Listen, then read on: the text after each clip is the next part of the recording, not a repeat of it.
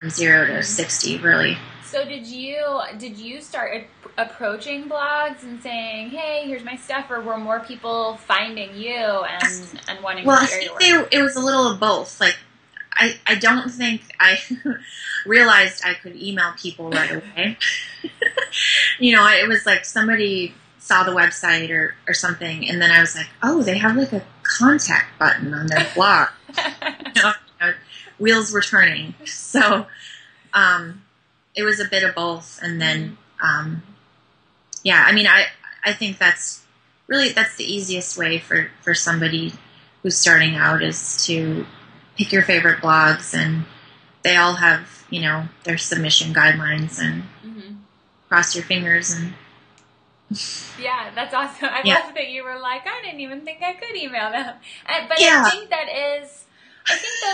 that is still somewhat evidence of even what has changed in the short period of time, that now it is everyone is almost so accessible. You can shoot a message on Facebook or Twitter that it's kind of second nature. Well, yeah, why don't you send them something? Um, yeah, where before it was a little bit more, well, I only email people that I know. yeah, exactly. And it was just email. Yeah. And I think there weren't even as many blogging platforms, Right. and it was just like, I think everybody had Blogger or something, and Mm-hmm. the Yeah. pictures were really tiny, and it wasn't. Sounds so old. I'm like, oh, back then it was like 250 megabytes. It has changed so much though, so quickly, Yeah, yeah. which is kind of crazy. Mm-hmm. Um, so I think you're the first like major jewelry artist that I've really talked to. And I know that because I like to just go look at Anthropologie's website because their stuff is beautiful and the way it's laid out is beautiful, and your work is on there. Um, and so I think a lot of people the other artists I've talked to are more doing mainly craft shows and things. And Mm-hmm. so to kind of look at from the other end, what is it like when you're working for a store, especially something as large as Anthropologie? About how did you go about getting your work in there? I'm sure filling the orders is probably pretty intense. And sort of walk us through that process. Yeah. Again, it came back to the blogs. So, have you heard of this blog, Ojoy? Uh huh. Yeah. So she had featured my work, and literally the jewelry buyer, just contacted me. So, and that's kind of how it's worked for a lot of the other retail shops I'm in, Uh huh. and that kind of blew me away. I mean, I guess it makes sense that they would be looking at design blogs and such. So, and then I keep my contact emails, and and I reapproach them every season when I have new work, and they're always open to it, and it's nice. And Mm-hmm. um, as far as filling the orders, it's mainly still me, and I do bring in 2 assistants or so for larger orders, because I think the maximum um, amount of units I've done for them in one order was 750, and of the same thing, That's a lot. which is, yeah, it's a lot. And while it's like a great thing, and I'm very, I feel blessed and everything, it's definitely like it takes a toll on your body. And as know, as being a maker, like it can be very physically painful. Yes. So you just need to make sure you're spreading out the time, and your production schedule is doable. And that first order, it was definitely not doable, but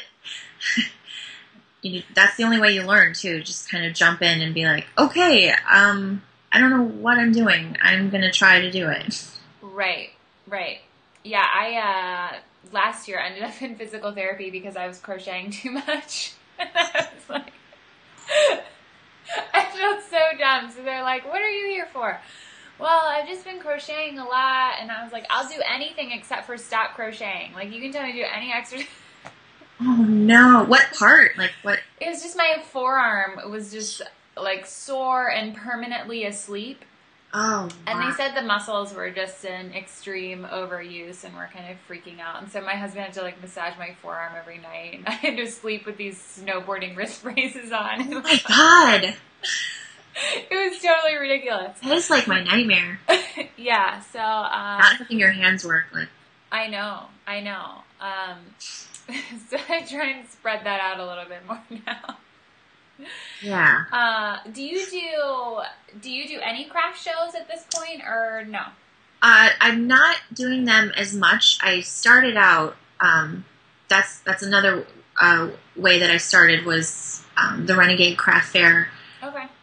They started here in Chicago, and I was doing every show they had, and I love meeting the people. Like, I don't get to meet my clients like face to face, ever.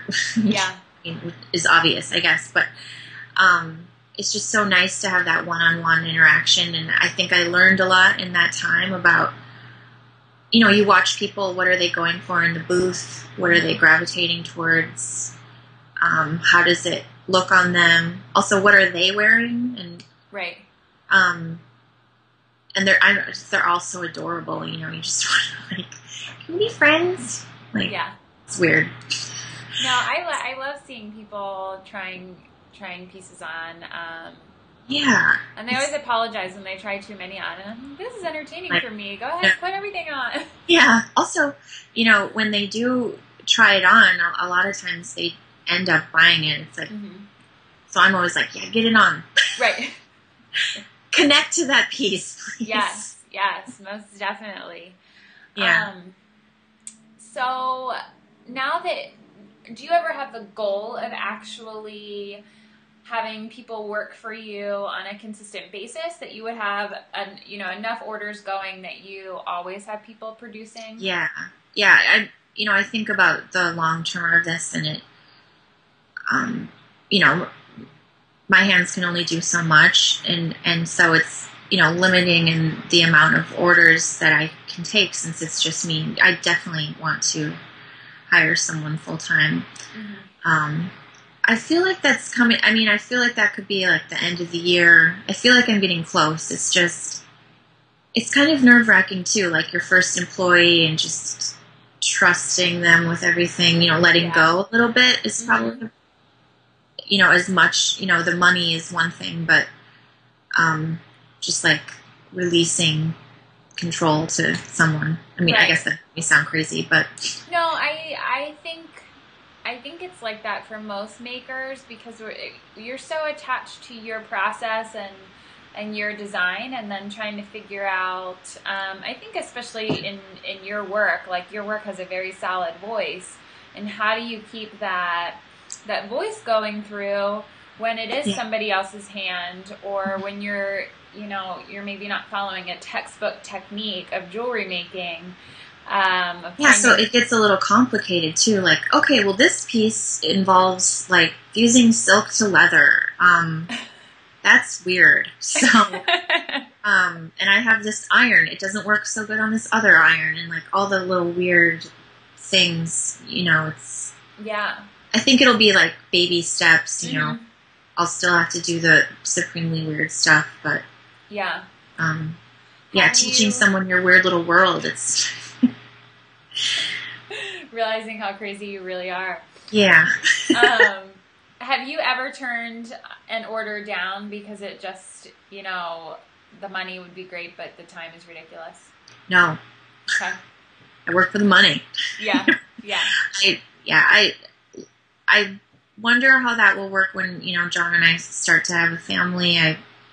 When my time is, I can't just, let my kids go hungry or something, because I can't, make them dinner, but I'm a little more ruthless with my own time.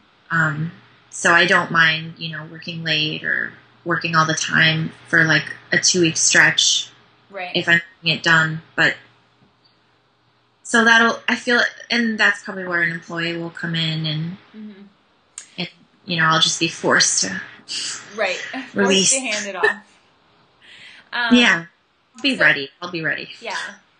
So what does, if there is such a thing as a typical day, how do you sort of go about looking at your workday? And I know, because my high school students talk to me about, because I'm teaching and doing this thing and trying to figure out how do you actually balance everything. And for me, one of the biggest things is really remembering that this is a job to me, and I am my own boss, but that still means I have to say no to things. Like sometimes I can't take a phone call that is really just someone calling to chat when it's during my kind of scheduled work time, or when somebody calls to go out for coffee on a Saturday. Well, yeah, technically I'm free, but no, that's actually my studio time. Yeah. So right. how do you balance that when you are working at home and you are in charge of you? I think sometimes people then sort of expect you to be available whenever. Yeah. Well, as far as the people expecting you to be available, I'm lucky that a lot of my friends kind of do a lot of the similar type work, so they have, they understand. They're really understanding about, like, no, I can't go to your thing. Like, I have this big order, and they're like, they just understand, and so that's nice. I'm about 4 years ago, I separated my home studio, and now I rent a studio. So that has really helped me divide up my personal time and my job time, work time, and I think it's helped me become more balanced, and it I get out of the house at a certain time, and I just try to like keep a schedule. And my schedule is typically, I do a lot more computer work here in the morning at home. I have my home office from like 9 to 12, and then I'll go in to the studio from like 12 to 7 or something, and then come back and make dinner and do all and then I probably will jump back onto the computer again in the evening. Okay. That's sort of typical, although, it's like it has a lot of flux in there as well. Right. But trying to not do the, like, yeah, let's get lunch too much, Yeah, I know. I sometimes have a lot of trouble figuring that out, since my work time in my studio is very condensed into these small bits, since I'm teaching all day. As soon as I come home from work, I go into my studio until I go to bed, and then try and have most of the weekend in my studio. And so I don't know that I always do so well. Some of my friends are like, we don't ever see you. Yeah. Yeah, I know. Yeah, gotta like take a break too. Yeah. I feel like that's a lesson I keep trying to remind myself that too. The breaks help feed the work, it's really good to shut the creative brain off for a bit. Right. Like rest, and then Yeah, and I know I have gotten better at giving, when things aren't going well, or I'm just really tired. I used to just be like, well, you have to work, but giving myself their permission, maybe you should just go sleep, and that could probably be more beneficial. Or just if I'm not in it, then just walk out of the studio, because sometimes. Yeah. I also find that sometimes your wheels get going. It's really hard to shut that part off, and the part that's just not constantly thinking about it. Yeah. One thing that I like to do is just like go to a movie or watch a movie. It just takes me completely out of myself, and it's kind of like the only way that I've figured that out. To focus on, like, okay, I'm sitting down and watching a movie. Like,